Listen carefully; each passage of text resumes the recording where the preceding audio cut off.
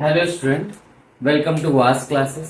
जैसा कि आप जानते हैं, हम इस चैनल पर सिविल सर्विसेज के प्रिपरेशन से संबंधित विषयों पर चर्चा करते हैं। इससे पहले के वीडियो में हम लोगों ने यूपीपीसीएस के प्रीलिम्स को कवर किया था, के सिलेबस को।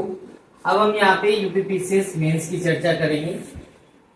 इसमें हिंदी, एसे, GS1, GS2, GS3, GS4, GS5, GS6 के पेपर होते हैं, जिसमें कि हमने हिंदी का पेपर के सिलेबस को डिस्कस कर चुके हैं।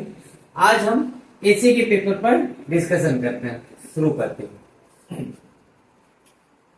ये 150 मार्क्स का आता है। हालांकि ये पेपर होता तो जीएस के पेपरों से पहले है, मगर इस पेपर को भी अच्छे से लिख तभी आप पाएंगे जब आपकी जीएस स्ट्रांग हो। भले उनके पेपर बाद में होते हैं, मगर इस पेपर को भी टैकल करने के लिए आपकी जीएस स्ट्रांग होनी चाहिए, तभी आप फैक्ट्स या पॉइंट्स दे पाएंगे। हालांकि इसको लिखने के भी, ऐसे को लिखने के भी बहुत सारे तरीके होते हैं। आप स्टोरी से स्टार्ट कर सकते हैं, आप किसी प्रोवर्ब से स्टार्ट कर सकते हैं, आप कोई करंट इंसिडेंट से स्टार्ट कर सकते हैं, वर्तमान की किसी घटना से। 3-4 ऐसे तरीके होते हैं जिससे आप स्टार्ट कर सकते हैं ऐसे को, जो कि बेहतर मालूम पड़ेगा अन्य निबंधों की तुलना में। और एसे को लिखते समय ये जरूर ध्यान रखिएगा कि एसे में एक फ्लो होना चाहिए। मतलब कि ऐसा ना लगे पढ़ने वाले को कि कहीं से फ्लो वो वाक्य या पैराग्राफ किसी अन्य पैराग्राफ से कट रहा है या उस जानकारी से संबंधित नहीं है। मैं एग्जांपल देता हूं, जैसे कि न्यूज़पेपर के एडिटोरियल आते हैं, उनमें जो फ्लो होता है एक न्यूज को पूरी डीपली डिस्कस करने का, वही फ्लो आपको बना के रखना होता है।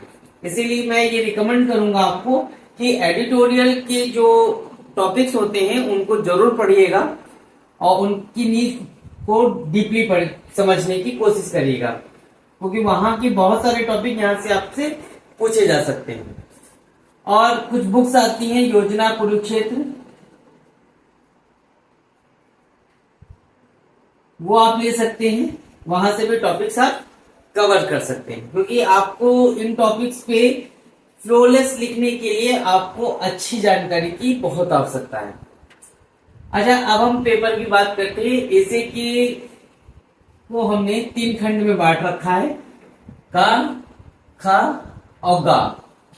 प्रत्येक खंड से आपको एक एक टॉपिक उठाना होगा और उस पे कम से कम 700 शब्द आपको लिखने होंगे।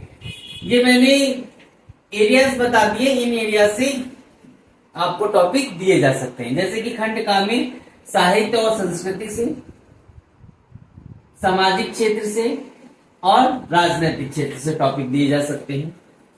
खा में विज्ञान, पर्यावरण एवं प्रौद्योगिकी से, आर्थिक क्षेत्र से, कृषि, उद्योग एवं व्यापार से। गा में राष्ट्रीय अंतर्राष्ट्रीय घटनाक्रम, प्राकृतिक आपदाएं जैसे कि भूस्खलन, भूकंप, बाढ़, सूखा आदि से संबंधित टॉपिक दिए जा सकते हैं, अगर कोई रिसेंट की ऐसी घटना हुई है तो। राष्ट्रीय विकास योजनाएं और परियोजनाओं से संबंधित टॉपिक दिए जा सकते हैं।